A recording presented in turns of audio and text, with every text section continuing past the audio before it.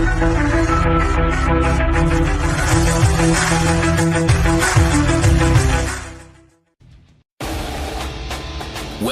to Inside the Game on the National Soccer Network. Now, here are your hosts, Jonathan Turner and Nathan Wangler.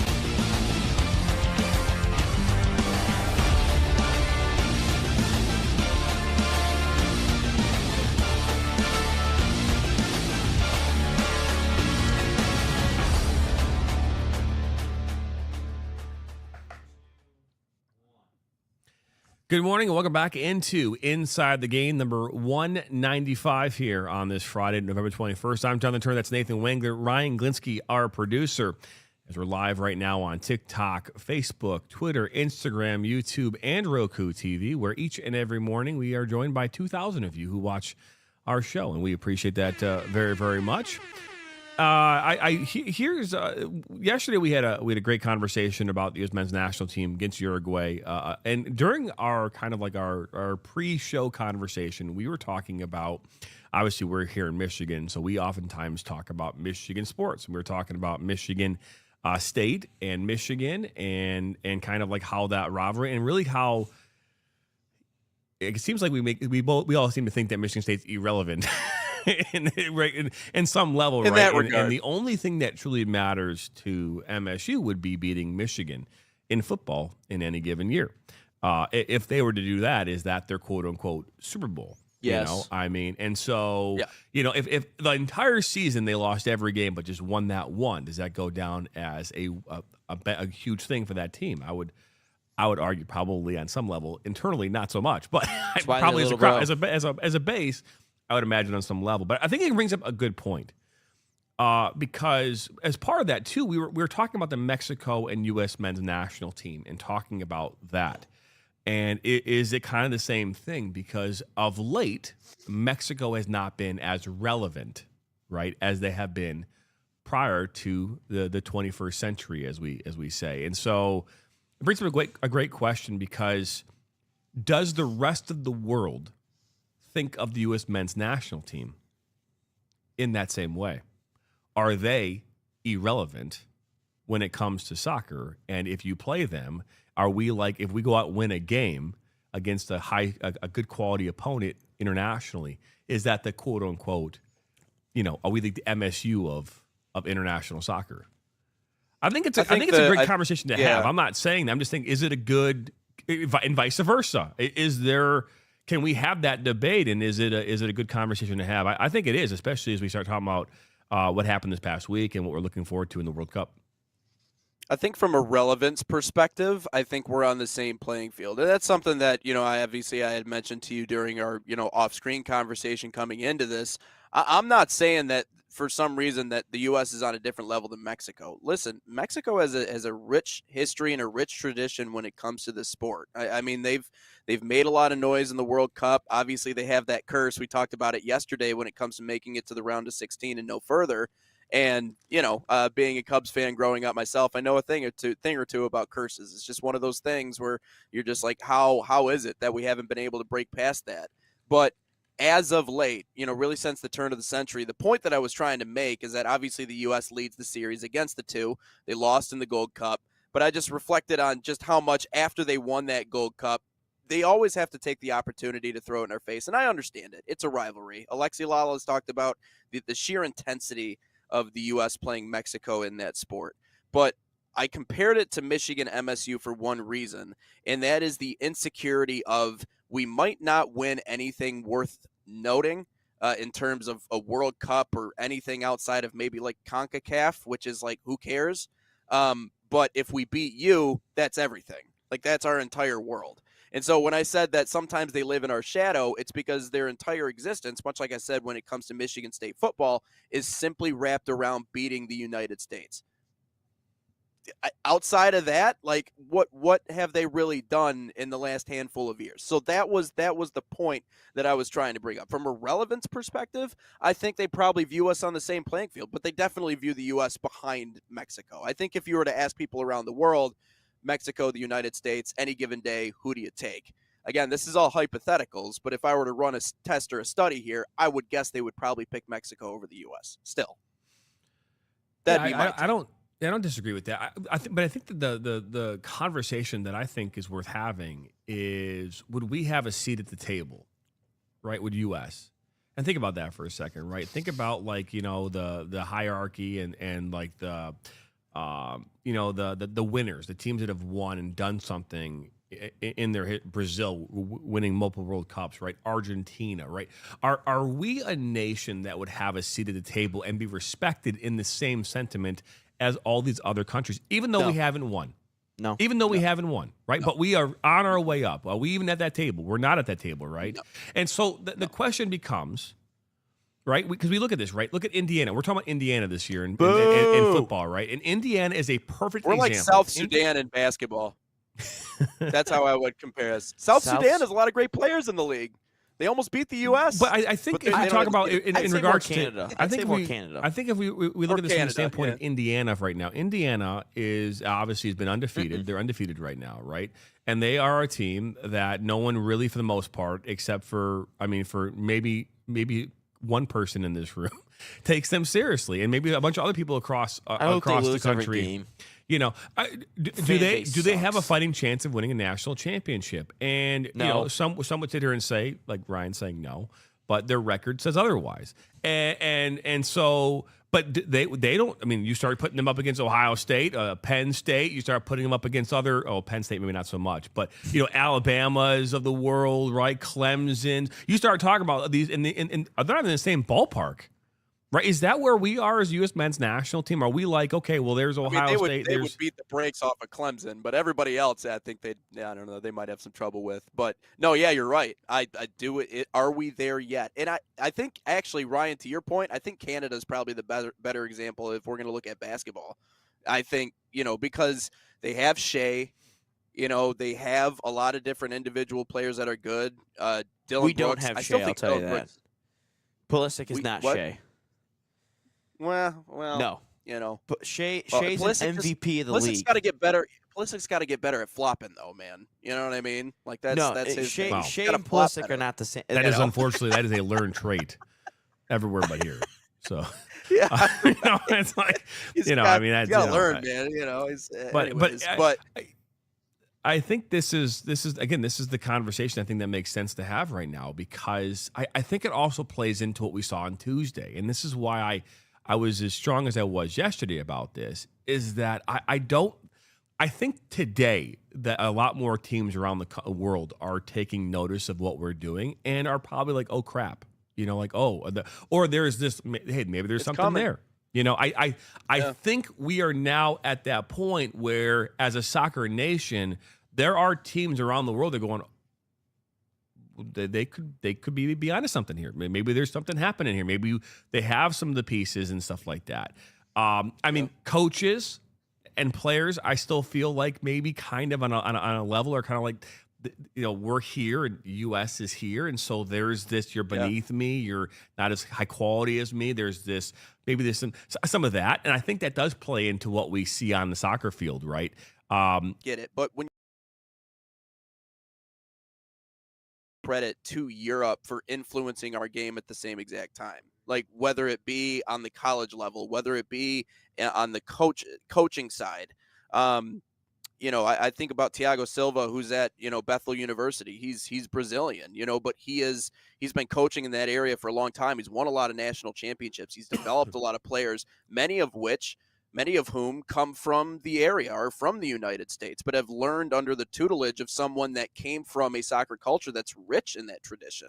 So I think Europe in a lot of ways has positively influenced the American game at the same time, because I think they see the opportunity to not only live in the United States, but it's also the opportunities in soccer are wide open. And I think that's something that you and I have tried to put out there, like even in the media side. I mean, we have an opportunity to get up and do this every day. And I know you've been in the sport your whole life, and Ryan obviously played in high school, but me jumping on board, there's a lot that's out there. It's just waiting to be explored. And so I think Europe has affected our culture in that way.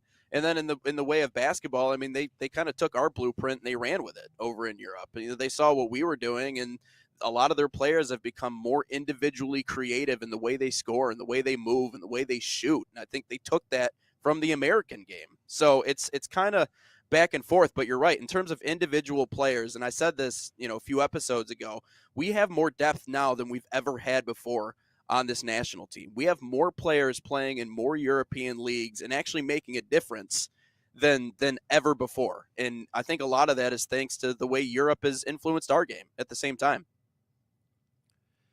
Yeah, and if I look at it from the youth space, right, and Ryan and I, we both played club soccer growing up, and back when I was growing up, there were only a handful of teams, and now here in Michigan, there's over 200, right? And I even though we're comparing international to the youth game, they're very similar in which it shows growth, though. Huh? It still shows growth. Well, what I was going to say though is that like Ryan, you played for who growing up? What club team? The Michigan Wolves. Michigan Wolves. East, I played for at the beginning. I played for something called North Metro, and then I ended up playing for Vardar. Now, Vardar, back when I was growing up, that was the gold standard of boys soccer, right? You national championships, best coaching, most expensive. Like if you played for Vardar, you were like, that you were on a really good team and you were a good player, right? And if you played for like a local team, like the time there's like Troy Cosmos or Troy whatever, right? Maybe you had a player on that team that was good, but you weren't looked upon as a superior player, right? And now you go across the state of Michigan, there's like 5 or 6 clubs that you could argue would be like the top clubs. And then there's a whole bunch of other clubs that everyone's trying to fight maybe to get to that one club, right?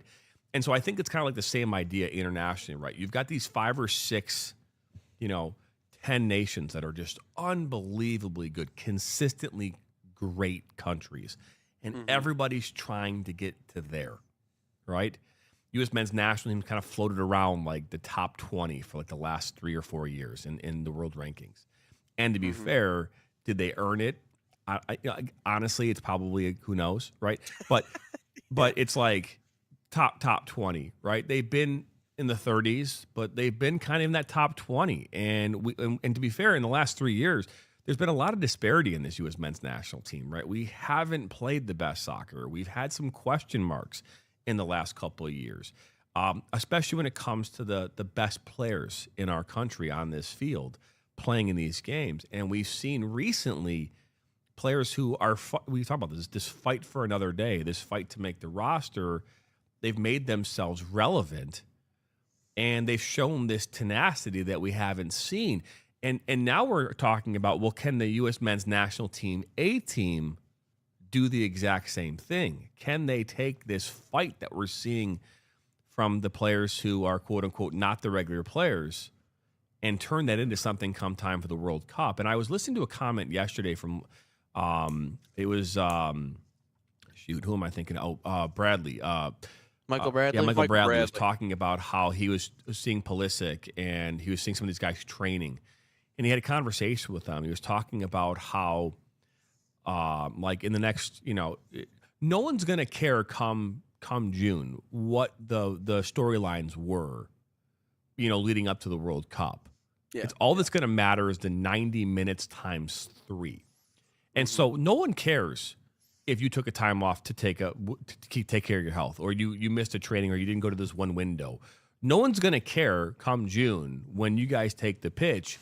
And for those 90 minutes times 3, you guys get a favorable outcome, right? Things work in your favor. So just keep that in mind. But if you don't have favorable outcomes, if you don't do well in those 90 minutes times 3, what then happens, right? And I think that there's this underdog mentality that we have. But it's interesting to see this U.S. men's national team in person now twice, Nate, where we see them this tenacity, this vigor that I don't think we've seen. And I said yesterday that the concern that I have, and I think a lot of people have, is what is this A team going to do? And we even talked about this probably 6 months ago. Like, I don't give a shit who's on the field as long as we get like I want 11 Diego Lunas. Right. I mean, if they all have talent. We're not going to win many headers, I'll tell you that. No, but I mean, again, the scrappiness and the scrappiness and Diego Luna and all of that this morning. I know these one-liners he's just kind of zinging in here. It's been great. But it's like, but if we have like 11 Diego Lunas out there that are going to run through walls in order to go get the ball and to give ourselves a chance. Like, I would rather have that than pretty soccer that ends in 80% possession and a 3-0 loss, which we have seen. We saw it against Canada. We saw it against Mexico. You outpossess teams, but you don't win the soccer game. And who the hell cares what the stat line was if you come away with a dumb loss? Yep. And so I think that is like, and the reason I also thought about this whole relevancy thing as well, Nate, is that because I think that there is this undertone around the world that we are beneath everybody else. I'm not saying that we feel that way. I'm saying that I believe that other nations, and we saw it what happened this week with Belisa, right? He comes out and he says that our players are lazy and less than by playing in the MLS. And we've already said that we think the MLS is not where it needs to be compared to the other nations.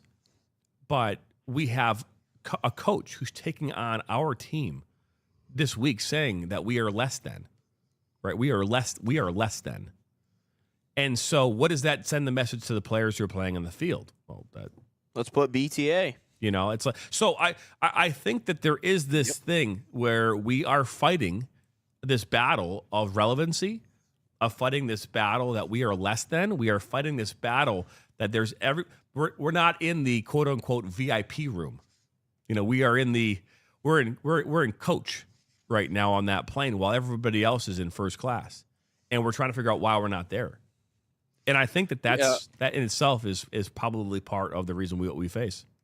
And that's why I was saying yesterday, like, I don't think they need a reason to go out and play hard. I think they have all the reasons built in for them, and that's exactly what you just said right there. And the fact that we can go back and make an edit of what this window has been between the scuffle with Panama and the goals and the way that we just kind of controlled play from beginning to end, and really just we kicked Uruguay's what. I mean, even on an off day, like, it's funny. This year, we talked about, like, the Whitecaps team that I covered, the baseball team, was so good. They'd nearly won 100 games. I remember after we clinched the first half, you're probably wondering where this is going. Stick with me here. Where they partied, whatever, had fun. We had a hangover game the next day. You know what I mean? So they go out, and everyone's got their shades on. Everyone's running at 50%. We still go out and we win that game 2-1, right? Because we were the more talented team. They didn't want to be there. The sun was out. It was hot, everything like that. And part of me thinks that even if Uruguay, after a bender, they could have been out partying all night, shown up, and still beaten that B squad. But yeah, we beat them 5-1. So, like, I think these kids have something to play for. I think they are pissed off. I think they realize exactly where they are in terms of the pantheon of soccer and where we are in the world and exactly what's said about them, not just by Europeans, but by Americans too. We understand what it is. And I love that documentary, and I'll say this before we go to our next segment. Part of that Pulisic documentary is they ask literally a bunch of players, they go, is there a bias against American players on the world scale? Everybody who's not from America, who's a part of the soccer sphere, goes, no, there's no bias. If you can play, you can play. Every American player goes, yes, 100% there is a bias against American players overseas, anywhere you go. That's the reality. That's what we're up against. And that's why 2026 in this World Cup is going to make all of the difference in what American soccer looks like moving forward. Yeah, this morning, by the way, we are commercial free this morning, and so we will not be stepping aside, perfect. Which is great. All right, here we go. I know, right? It's like, so, but I think that, again, that point specifically, and this is why I do believe that when it comes to the friendly environment, the friendlies, and again, that's why I think people oftentimes don't know what a friendly means, and that's why I say soccer is so vastly different than that of other sports, right? These are scrimmages. In NCAA basketball, glorified scrimmages. In NCAA basketball, they're exhibition games. They don't. I mean, exhibition. I mean, do they count towards a record? What record are we counting? Like, what does it mean?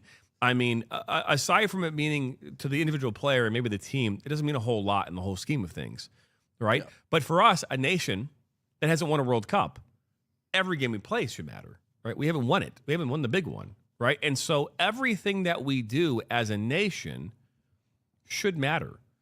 But if we flip that to the other team, the one that's won it, the one that is used to winning, the one that when they walk in, everybody knows who they are, and they it's just when you see it, that's who they are.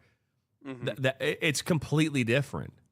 It's like no different than when Russia lost to the U.S. in the Olympics, right? They're kind of all sitting there going like, "What are they doing over there?" They're all excited. They're celebrating. They're confused as to why there's so much excitement that they won, because they'd won so many times that they were like, "What is going on right now?" Where it became robotic, right? And so I think there's something to be said about that.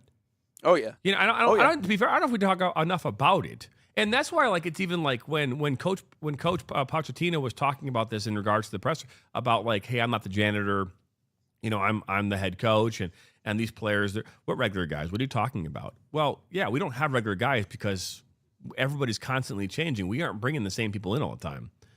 I actually think it was Berhalter. He never once had the same starting 11, like, ever. I think he always had a change. Smartest guy in the room. I don't think he ever had the same starting 11 on the field. And like, always different. And so I think there's something to be said about him and him defending his players to the point that, yeah, these aren't my regular guys, but who are the regular guys? Like, what does that even mean? I mean, and so, I think about like this team, and I think about what they're battling for. Yeah. And it's interesting because there's fight in them right now that other nations aren't going to have because they don't believe they need to fight. Yeah. I like that. And you're right. To your point, again, underestimating an opponent, not bringing your A game, all those things are 100% at play. But it is nice to see that every single game does matter to this squad. And it is. I mean, it's all good. All good signs in my opinion. But I know we got a lot of topics to get to. So Ryan, if you want to roll into those, but yeah, we got a lot of stuff to catch up on. But the roster talk coming up is going to be fun. We got a lot of time to talk about roster talk and how everything's going to look for that team. Yeah. Oh, I'd like to give my point on this real quick. So as someone who I remember watching the whole Rising docu-series on YouTube about all the USA players that included McKennie, Adams, Pulisic, Zach Steffen of all people, who's no longer in the roster. I almost said with us, but no longer on the roster. He got bypassed by like 3 goalkeepers. That was a little bit of a shock to me. And then I think Christian Roldan was in there. I'll have to go back to see all the players. Tim Way, I know, was in there. I think Carter Vickers is in there too. Who's watched the Premier League for basically my whole life at this point that I can remember, at least from like 2012 on. That's all I watched in terms of soccer wise, and I've watched every USA game that I've been able to watch. So it's not like I don't, but I'm not a person that really subscribes to the MLS. Like I'll watch the USL with DCFC. I'll tell you that, and then obviously working here doing all the different games. Like I didn't realize the amount of soccer leagues that was truly going on in this country, and it's phenomenal. But someone who is like wanted to see a USA player make it in the Premier League, that's kind of what I've always wanted to see. Like when I first started watching Tim Howard with Everton, obviously that was a little different, and then Landon Donovan before which is funny now to think of it. He came over to Everton on a loan so he could stay fit for the 2014 World Cup. Clearly that worked out for him. And then obviously Clint Dempsey with Tottenham at the beginning. So I got to see some flashes, some glimpses every now and again. But I never got to see like a sustained player, like a player consistently make it. And that's what I've always wanted to see, whether it was in the Premier League but in Europe. And I was devastated when Pulisic went to Chelsea, by the way, because 1, I thought it was a horrible move. 2, Chelsea's a poorly ran club. 3, that's a London rival. Didn't want Pulisic to succeed at Chelsea because of the whole rivalry a little bit.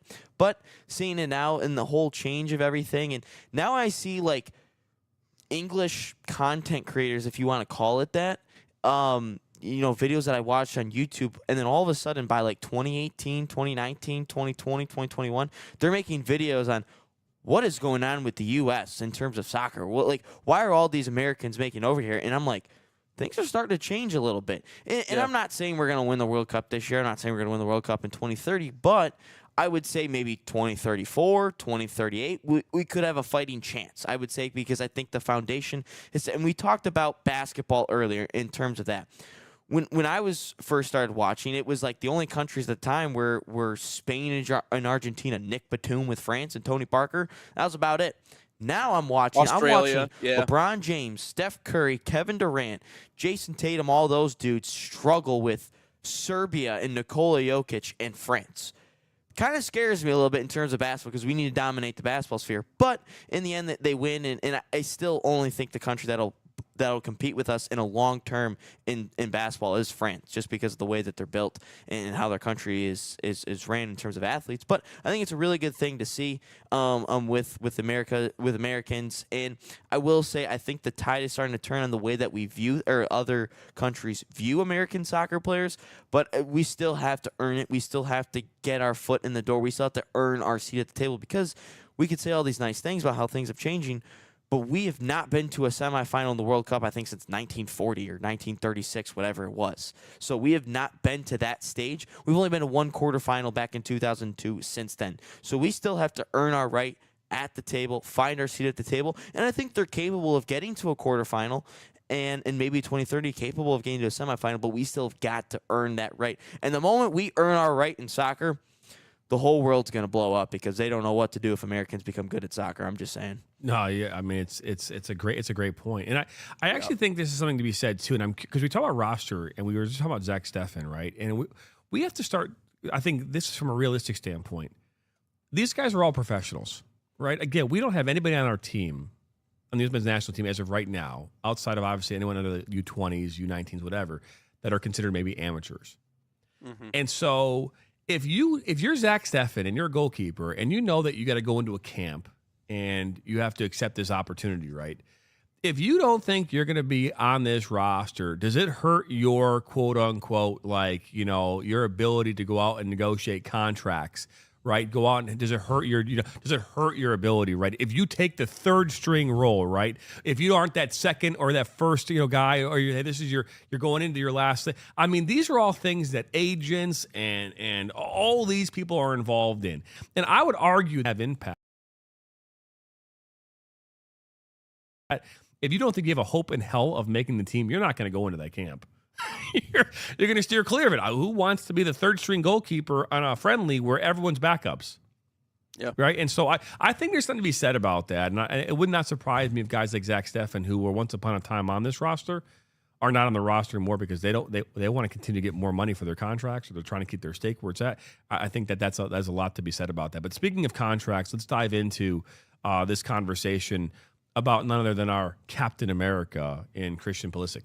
Yeah, I will. On Monday, I will tell you who those 11 rising players were and where they've been, because there's a couple funny ones in terms of that. Some of them have obviously panned out, but some of them not so much. But Christian Pulisic currently, I wouldn't say holding out, but not signing a contract extension with AC Milan until the club is guaranteed a UEFA Champions League spot next year. They are not currently in the Champions League this year. The year prior, they made it all the way to the semifinals, I believe. I believe they made all the way to the semifinals the year before that.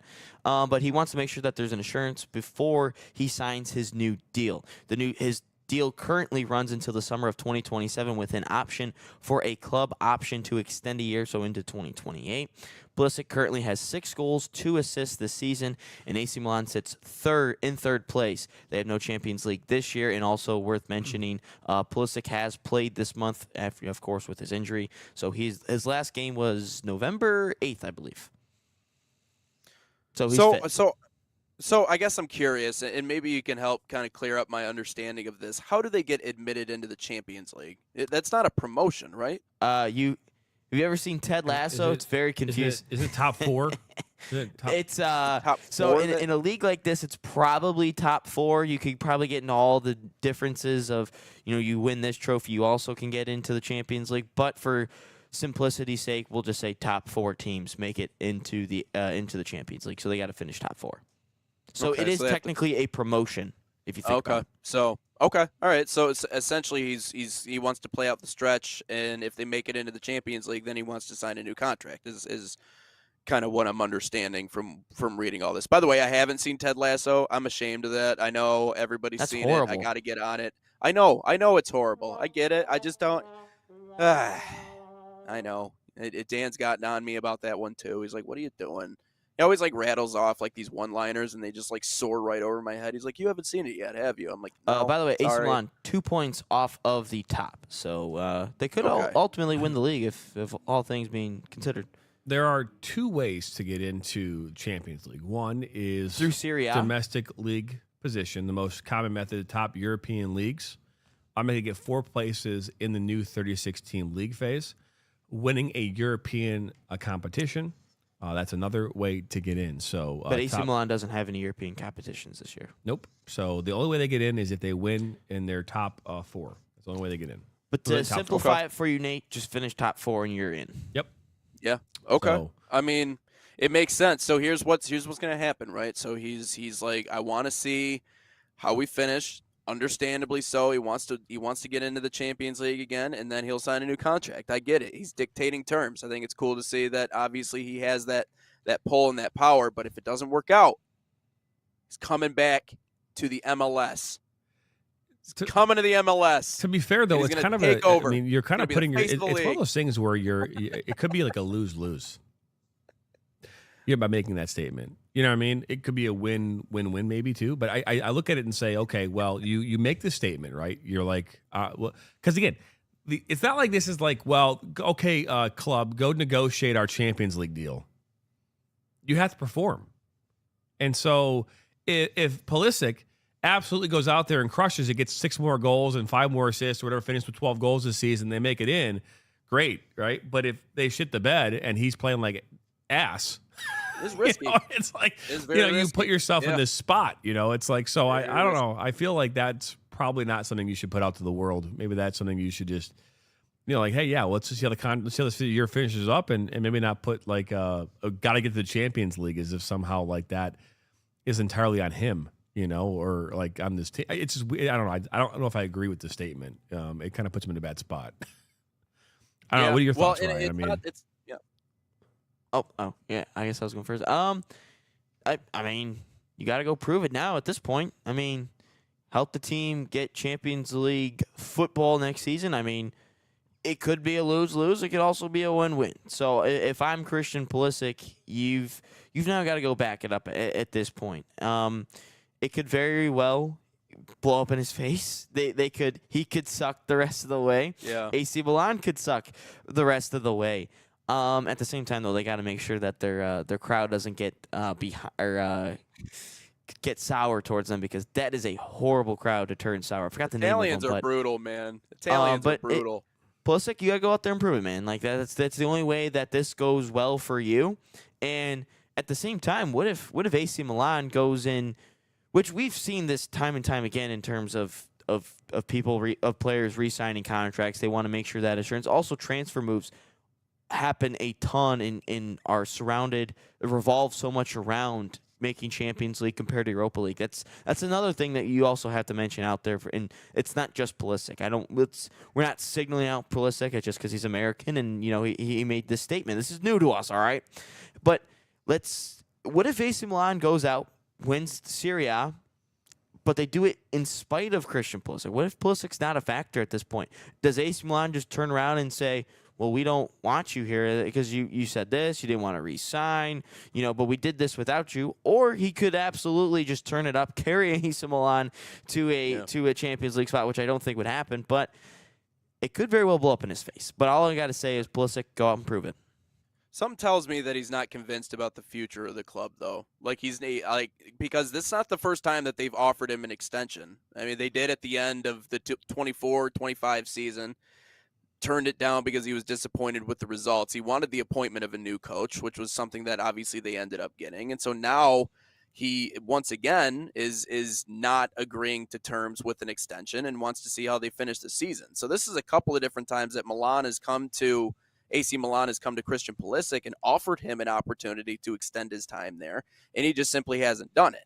So something tells me that he's not convinced about what the future of this club is, and maybe he's comfortable making a move elsewhere. I don't know where elsewhere would be for Christian Pulisic, but that tells me a little something. In the Champions League. Yeah, right. I mean, I guess I think that's the next move. I guess probably. He wants to be one of the 35 teams that are not the one. He wants to be one of those teams, Yeah. And so I think everyone does things for negotiation purposes. We know I'm going to put some feelers out there, and I think it's great that he wants to do that. But at the same time, you're kind of putting this bullseye on yourself and you're like making a statement where unless you show up and do your shit and have a great job, you're putting this target on your back that says, and again, that's why I say I think it's a lose-lose, because if what Ryan was talking about, if he goes out there and doesn't perform and they still win, does his value go down? I would say it does, especially in a contract year. If he goes out there and he rocks it and they do this, but he could go out there and rock it and they still don't make it. I mean, again, he could have 30 goals and their team loses every game by a goal. It doesn't really matter. I mean, this is one of those things where like make it in the, it just put, like, again, that's like, well, if we don't make the Super Bowl this year, I'm not signing my contract next year. Like, whoa, wait, like, that's a pretty strong statement. I mean, like, yeah. But there are players that hold out though. I mean, I think you hold out, you keep your mouth shut, right? I mean, don't you? I mean, no. I mean, this I don't. I don't think Pulisic said anything. Them qualifying for the Champions League is a little bit different than winning a championship here in America, because you just have to be playoffs. Make the playoffs. Yes. Fine. All right, let's go. We don't make the playoffs this year. I'm not going to sign my contract with you guys.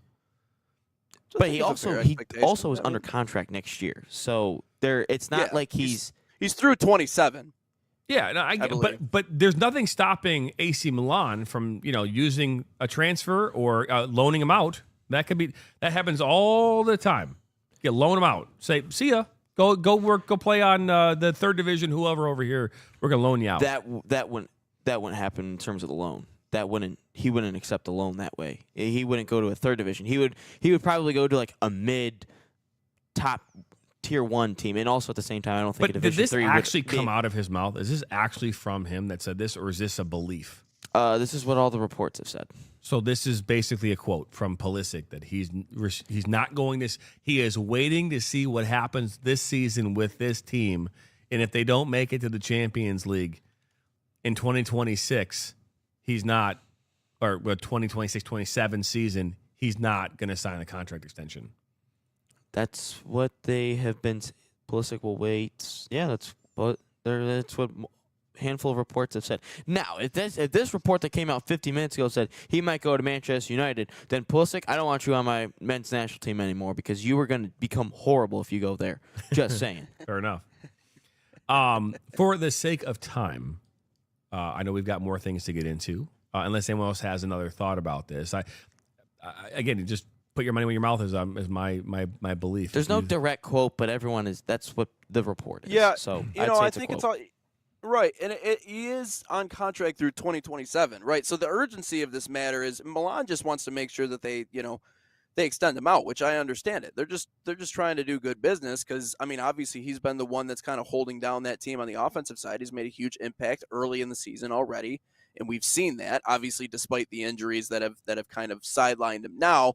And that's another main concern that I think about is the injuries with Christian Pulisic. I mean, does that become a theme? Because he is getting older. Now, what is older? Obviously, he's still very young, but he has a lot of miles on him. He has a lot of minutes. He's played a lot of games, and if you want to try and hold out on this, and now you're getting hurt consistently, that can also work against you. So that raises in a lot of questions, because we've seen him hurt now a couple of times on the national scale. He wasn't ready to go during the summer, and he comes back for these windows, and obviously against Australia he gets hurt. Now he's out for an expanded period of time. I mean, the club is only going to be so patient before they finally decide, hey, you know what, it's probably best to cut bait. But I think that the simple expectation of, I want to see what this year brings us, and then we can start talking about a contract extension, I think is perfectly legitimate. I especially when you talk about being through 2027. He wants to see if they can get promoted, because I think it's realistic, especially given where their current state is right now. If they were like falling off the edge of the earth and he wasn't producing, and that would be a completely different story. But I think expecting the team to actually make some waves, make the playoffs, show that they're worthy of, keeping you around and that the future is still bright, I think is realistic on the side of Pulisic. I think I'd do the same thing if I was in that spot. you would hold out. Yeah, absolutely. Because I think he has the bargaining power to do so. I don't know. I don't think he does. I mean, again, this is a U.S. men's national team, U.S. born player who is by and large our most talented player ever. I over there.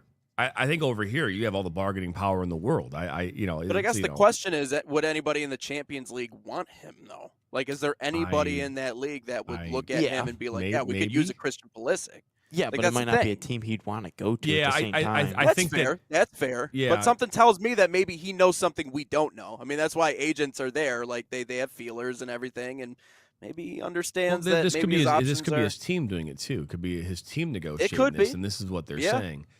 Which is from also everything very I've been possible. reading, they've kind of been slow to the punch in terms of maybe his agent is Scott Boras Boras for all we know. Yeah, maybe. Maybe he's going to play for the Pistons. That's right. Actually, yep. Oh boy. Let's move on here. What else we got here? So this actually popped up from Mac Jack yesterday, who's in our chat. I've not seen him today, but this popped up solely because of him, and he said, "What is the over/under MLS players make the World Cup roster?" And I set the line at 9.5. And you guys have got to simply say over or under on it. Could be we could debate this, as we got question of the day in a couple of minutes. But over under, I set the line at 9.5. So over under 9.5 MLS players make the roster. Yeah, I mean, we went through this. Is it possible? I think it's more like 9. Mind you, 26 roster spots. 9.5. So 9 would be the under. So yeah, I think we looked at this. It was between 9 and 11 is really where it could be. The question, to be fair, the question becomes whether players like if Reyna. They wouldn't transfer. Aronson. They would not transfer by then, because you got to think the world when they would transfer, it would not be by. No, what I'm saying is that Reyna would replace an MLS player. Right? Oh, yeah, okay. So gotcha, I'm gotcha. saying okay. So in scenarios like Aronson, for example, right? Reyna, players who currently play across Balogun, right? These are all players that play across the pond. These are players that would ultimately be competing against an MLS player, right? And so I think that's where. Also, is it bad that we would have 10 players out of 26? Just depends. Being Depends how you view it. MLS. Well, I mean, I think that to be fair, our goalkeeper getting peppered by shots is great, and more through the MLS. I think it'd be under 9. I'm gonna go under 9.5. Under? I'm gonna go under. Yeah. Yeah. I'll also go under 9.5 since I was thinking about this and I was kind of jotting down who I think at least has a fighting chance. We can go through some of this if you want. Freeze, Arfston, Luna, Robinson, Berhalter, Roldan, Ream, Tessman. Tessman's overseas. That's 9. Tessman's overseas. Oh, Tessman is so 8. Sorry. Whoops. So there's at least 3 goalkeepers that would so be. all three so unless we're counting, all right, goalkeepers. Okay, so maybe that takes me over 9 then. So all right, let's go. So let's do the exercise here. Let's do the exercise here. So Freeze, Schulte, and Turner are all making it, correct? Or if Schulte, at least Freeze and Turner. I can't speak to Schulte yet, but definitely. Freeze I will and say Turner. the third goalkeeper is going to be an MLS goalkeeper, whether we if it's Schulte or not. I would say. I that. don't think there's another goalkeeper who's playing overseas right now, so I guess that would be the. Yeah, no, everyone would be. Yeah, so MLS. So 3 spots. 3 spots MLS. All right, so unless they want a 44-year-old goalkeeper and myself, which I don't play in the MLS, so. From the National Soccer Network, Jonathan Turner. Wow, that's a flop. I feel like Scott Sterling, dude. He just takes it I'm off gonna the dive. I'm forehead. gonna dive. It wasn't a flop. So we're in agreement that Tim Ream would make this roster. So that puts us at 4. Arfston. Yes or no? I say think yes. so. I think Arfston makes this roster. So that's 5. Alex Freeman. Yes or no? Question mark. No. Question mark. Okay. Miles Robinson. Yes. Yes. So that already puts us at 6. I don't see Walker Zimmerman or Austin Trusty making this roster. So Noah Kai Banks. No. No? Okay. So we're still No. at 6. Moving up to the midfielders. Sebastian Berhalter. Yes. Question mark. for me. I know he says yes, but I say question mark. So 7. Because again, I think Reyna. I mean, if we've been talking about Reyna for a bit now, a lot of our energy the last week. I mean, Berhalter, if Reyna, I think that's the person that takes his spot. Are we offline again? No, just TikTok in terms of inactivity. Now we're back, so we're good. Okay. All right. So where were we? Berhalter. Berhalter. So Nate says yes. I say question. So Nate's at 7 at this point. Christian Roldan. Yes. Question mark, but I think Mauricio Pochettino will say yes. Okay, so 8 for Nate, 7 for John. Luna. I think it's a question mark, but at this point, it's a question mark leading towards a yes. So I'm going to put a check mark. So yes. Yeah, I'll say yes, sure. So Nate's at 9. You are at 8, John. I think that could be it. I think. That's what I'm saying. I think it's under 8. I think it's under 9. I don't see. Yeah. Again, there are these players that we have not seen on a consistent basis that are overseas players that I think would be shoo-ins over some of the. Because again, if I were to put them in order of ranking, like, okay, who's the best MLS player right now, and then work my way down, Tim Ream's a defender, and so Tim Ream's got his experience. I think Tim Ream just gets it because of that, and so eliminate that for a second. Robinson, I think Robinson's shown us a lot over the years, so I think Robinson has earned the spot to be there. Arston is an up-and-comer, right? The shoe-in potentially, I think, is Luna in there just because he's had the most appearances of any U.S. men's national team player at all this year, 16. Maybe it's 17 now. And so I think that alone is a telltale sign that he makes his team, even though I think it's a question mark. Because if Berhalter makes this team and Reyna makes his team, that means Luna's not making this team. Right? Because Reyna's going to be a disruptor in all this. Because what we've been seeing is we see Berhalter, Luna, we've seen these players who've been kind of staples the last 6 months, and now Reyna pops in. Who's going? Who's not going to make the team? And so I think it comes down to like a Berhalter, it comes down to a Luna. And I would put my money on Berhalter not making it. So if Reyna makes his roster. So that's where my thoughts are. I think it's under 9. So fair. It's a great question, though, Mech Jack, even though you're not here to he's not even here to. What an ass. What a straight up ass.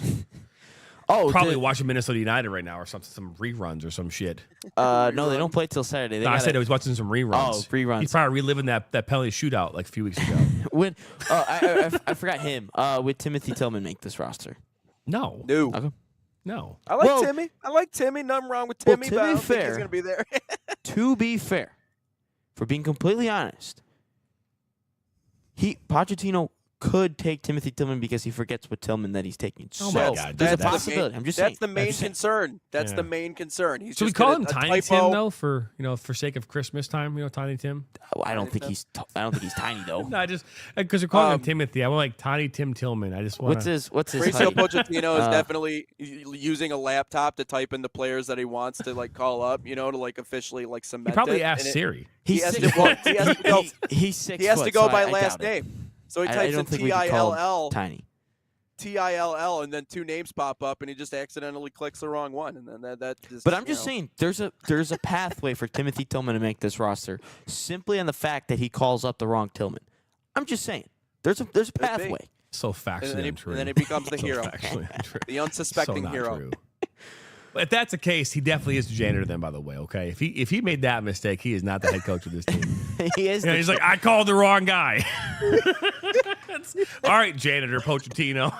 He's in the middle of cleaning toilets. If honestly, it would be Sir, what hilarious Tillman for the do you next want? game if Pochettino wore like a janitor like jumpsuit with his name on That it, like would in be front. great. That would be the greatest with a Rolls logo. a US mop man. out there. Totally do it, man. That'd be great. All right, question of the day. Let's get into question today. We're gonna do a little bit early. We're gonna get out here a little bit early. It's Friday, so Let's do it. But before we do get to question of the day, Salt Athletic is an official sponsor of us here at the National Soccer Network. Use promo code NSN15 to save 15% off, or scan the QR code on your screen, or just type in visit saltathletic.com today. But question of the day, which I came up with 2 minutes ago. Do you like the amount of World Cup teams that the U.S. has scheduled in terms of their friendlies? Because they just scheduled Germany for March in Chicago, and in that window they also have Portugal, which could very well be 2 L's heading into the World Cup in that March window. I love it. I love it. It's going to give them FaceTime with the best countries in the world going into the World Cup. That's the most important thing. It's fun to stack W's, but it's even better to give your guys FaceTime with those dudes before we finally have to play them in a game that probably means everything, especially if we're able to get out of the group and all of a sudden we come face-to-face with one of the major countries. I love it. I also think it's going to be a spectacle for American fans because it's not often you get to see the U.S. men's national team take off against a team like Germany or a team like Portugal. So I think it's a great opportunity for everyone all around, and it's a chance to go up against the big dogs and kind of see, one last go-round before it's time to really hit the ground running. I love it. I think especially the fact that you're not going to pay $50,000 to watch it. Yeah. Right. I think, that too. You can get in. Yep. You can get in the stadium for a lot less to be a part. Yeah, but it's gonna be Soldier Field. So is it really worth it? The spaceship. I'm just saying that stadium sucks. I think that there's a couple things. One is there's 2 ways to look at this. If we are going to be playing with our best players, absolutely love this. Right. If we're using it as still trying to figure out who our final roster is going to be, then no, because as much as I want to see us play Germany, I don't want to see us and our B team players who are like 12 through 19 on our roster going up against the world's best and not showing us anything. You know what I mean? So I think if we're going to be seeing our best players, if we're going to see in March in that window, as we go on and take Portugal and take on Germany, if we're going to be seeing Pulisic and we're going to see Anthony Robinson, we're going to see Adams, we're going to see our back line, we're going to see our team, the team that we're going to battle for 90 minutes times 3 come June, then absolutely this makes sense, and I'm totally supporting of it. But if it's just another way for us to watch and eliminate Luna and watch, as we see Berhalter ring one off a side netting is that good for us? I don't think it's good for us because I still don't know what we have. We know what we have in our bench. We know that our bench is willing to go out there and fight every single day. But I don't know if our same 11 that we are going to count on for the 90 times 3, if we're going to see them do and be as successful as we're seeing our backups, and that concerns me a lot, because when we've seen Pulisic out there with the likes of Adams and Dest and Ream and the rest of this team, it has not been pretty. It has been nothing short of, not good. So I have concerns about that. But yeah, if we're going to play the best teams, I would say yes. I'll say this. I just hope that we get to see, as you mentioned, John, the big our A team play against their A team. So I also want to see this. If Ronaldo plays, I want to see one of our players clean tackle right into him. And then he cries to the ref, and he cries to everyone. Then he goes on the Piers Morgan show and then just complains about how the media is so harsh to him because Ronaldo's just a giant crybaby, but yet is a cop-out and went to Saudi Arabia to get a whole bunch of money. Yeah, I just want to see Ronaldo get him. I want Sebastian Berhalter, of all people, to just slide tackle right into Cristiano Ronaldo. Yeah, you just got tackled by Greg Berhalter's son. That's what I want to see. Just Cristiano Ronaldo cry because I can't stand Ronaldo anymore. After what he said about the whole World Cup, how it doesn't define him anymore because Messi won it. Yeah. Screw you, Ronaldo. You're a bum. Yeah. All right. Well, punch him right in the schnoz. Well, right in the kisser. That'll wrap up our episode number 195 here on this Friday morning. We have just right in the skull. 5 episodes left here as we get ready for our episode 200 here a week from today. Right. And so exciting times ahead of us, but either way, that is Nathan Wenger. Match tonight. That's Ryan Glinsky. I'm Jonathan Turner. We appreciate you stopping on by here on this Friday, the November the 21st. Be back at this again on Monday morning at the same time, same place, right here on Inside the Game.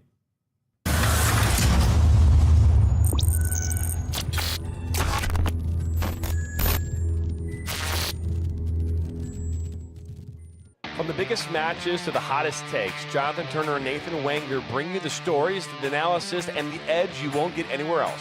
Streaming live weekdays at 9 a.m. on YouTube, Roku TV, Facebook, Twitter, and all major platforms. No filters, no fluff, just real talk, real soccer. This is Inside the Game.